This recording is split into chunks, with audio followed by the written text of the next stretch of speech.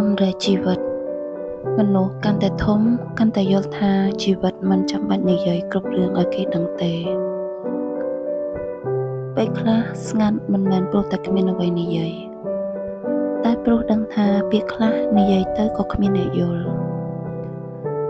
ពេលខ្លះលំបាកតែក៏នឹងញញឹមបន្តទៅមុខព្រោះដឹងថាជីវិតមិនអាចឲ្យយើងរីករាយរហូតនោះទេមនុស្សដែលឆ្លងកាត់រឿងច្រើនភាគច្រើនខ្លះជាមនុស្សស្ងប់ស្ងាត់និយាយតិចសង្កេតច្រើននិងប្រយ័ត្នជាងមុនមនុស្សខ្លះមកដើម្បីបង្រៀនខ្លះមកដើម្បីឲ្យយើងរឹងមាំហើយខ្លះទៀតគ្រាន់តែជាអ្នកដើរកាត់ជីវិតយើងប៉ុណ្ណោះជីវិតគឺជាការរៀនទទួលយកមិនមែនចង់បានអ្វីក៏ត្រូវតែបានទាំងអស់នោះទេយើងនឹងយល់ថាសេចក្តីសុខពិតមិនមែនមកពីការឈ្នះគេតែមកពីការគ្រប់គ្រងចិត្តខ្លួនឯងបានអំដែលជីវិតមិនអាចជៀសបានទេ